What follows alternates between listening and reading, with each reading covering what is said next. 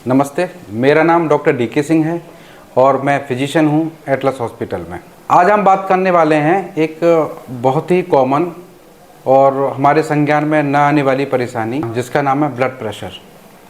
Blood pressure क्या है, इसके बारे में हम बहुत विस्तार से बात करेंगे। पहले हम ये जान लेते हैं कि ब्लड प्रेशर होता क्या है। हमारे शरीर में हर अंग तक खून को पहुंचाने के लिए जो हमारा हृदय पंप करता है और पंप करके जो प्रेशर क्रिएट करता है उसको हम ब्लड प्रेशर बोलते हैं। बगैर ब्लड प्रेशर के जो ब्लड है हमारे किसी भी अंग तक नहीं पहुंच सकता।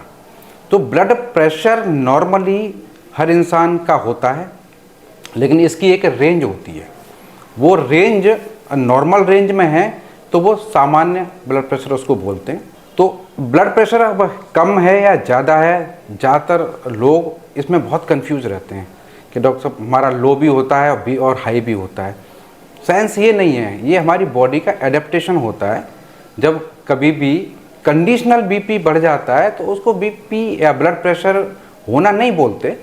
लगातार बीपी जब हमारे नॉर्मल रेंज से बढ़ा हुआ आता है तब हम उसको ब्लड प्रेशर की बीमारी का नाम देते हैं।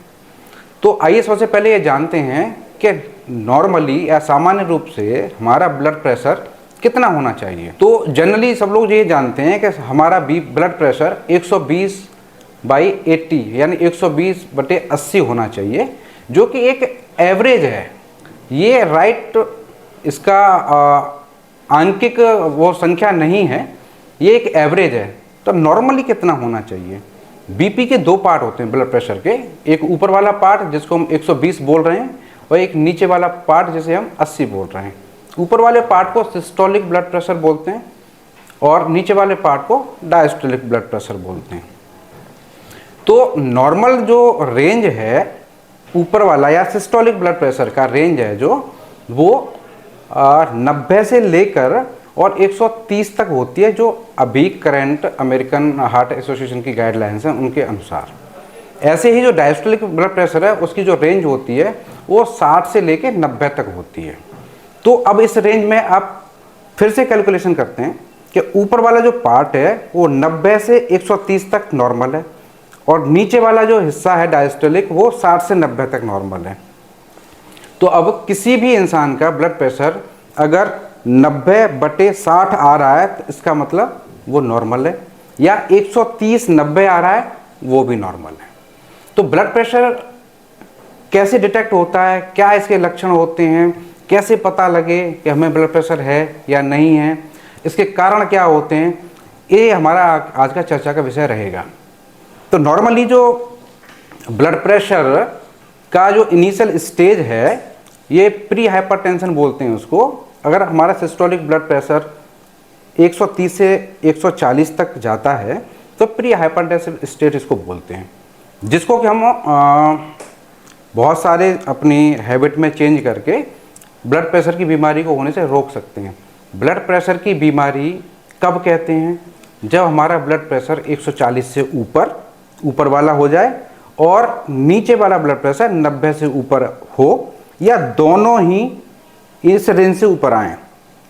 मीन 140 और 90 से ऊपर अगर बीपी आता है तो वो ब्लड प्रेशर की बीमारी होती है। ये ब्लड प्रेशर जो होता है ये कंडीशनली चेंज हो जाता है। फॉर एग्जांपल हमने कोई भी स्ट्रेस में है, जैसे भागते दौड़ते हुए हम क्लिनिक पर पहुंच रहे हैं, वहाँ पे बीपी चेक करा रहे हैं, तो जाहिर सी बात है उस समय हमारा बीपी बढ़ा हुआ मिलेगा।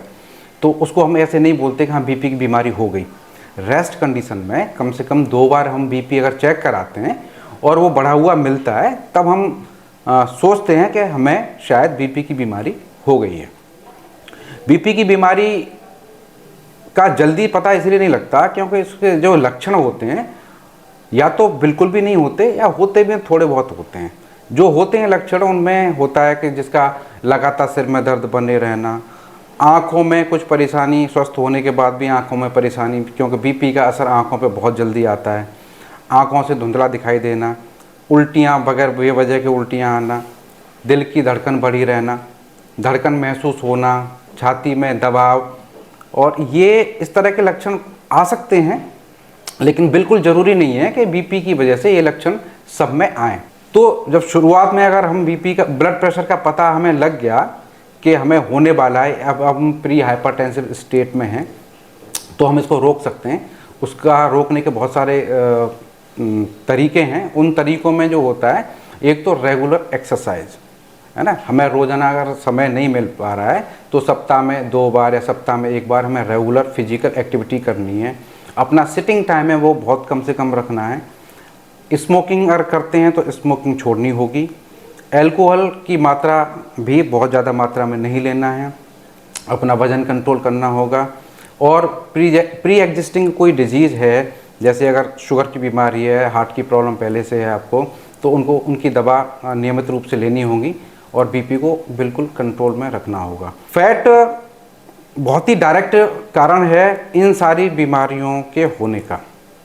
इन सारी बीमारियों का कारण मतलब इनमें आता है ब्लड प्रेशर, शुगर, हार्ट की बीमारी, और ये सारी जो भी वज़न बढ़ने से बीमारियां होती हैं, है ना, ओबेसिटी, और हर चीज़ में जो बदलाव होता है, मेटाबॉलिज्म में उसका डिस्टर्बेंस होता है। तो एक मोटापा इसका डायरेक्ट कारण है ब्लड प्रेशर होने का।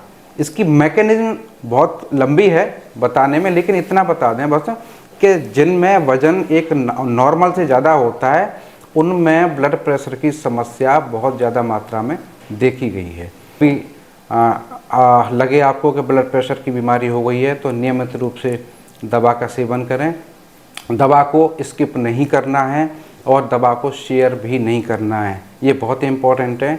कुछ लोग कहते हैं डॉक्टर साहब हमने तो बीपी हमारा 10 दिन दवा खाई, हमने बीपी हमारा कंट्रोल हो गया, हमने दवा बंद कर दी।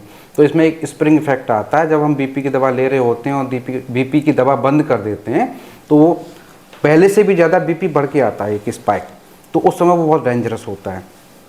ऐसे ही दवा हमें शेयर नहीं करनी है, क्योंकि आपकी उम्र और आपकी बीपी कितना है, ब्लड प्रेशर कितना है और साथ में कोई बीमारी नहीं है, आप डॉक्टर आपको स्पेशली वो दवा जो आपको सूट करती है वो एडवाइस करते हैं। तो दवा को मिक्सअप नहीं करना है कि घर में किसी और की दवा चल रही बीपी की, आपकी ख़त्म हो गई तो आपने वो ले ली। इस चीज़ का विशेष ध्यान रखना है। जिनको ब्लड प्रेशर हो चुका है उनको ब्लड प्रेशर की मशीन अपने पास घर में ज़रूर रखनी है, जिससे समय समय पर आप ब्लड प्रेशर को चेक करते रहें, है ना। बीपी वालों के लिए स्पेशली एक मैं भूल गया बताना आपको कि इसमें नमक का बहुत इम्पोर्टेंस है। बंद नहीं करना है क्योंकि हमें डेली रिक्वायरमेंट तो है ही नमक की, तो नमक की मात्रा कम रखनी है। चर्बी वाला खाना नहीं खाना है जिसमें ज़्यादा तेल होता है, वसा होता है। खूब सारे फल खाने हैं, खूब सारी वेजिटेबल्स खानी है और व्यायाम नियमित करना है, जिससे कि बीपी पे हम कंट्रोल कर सकें। बहुत बहुत धन्यवाद।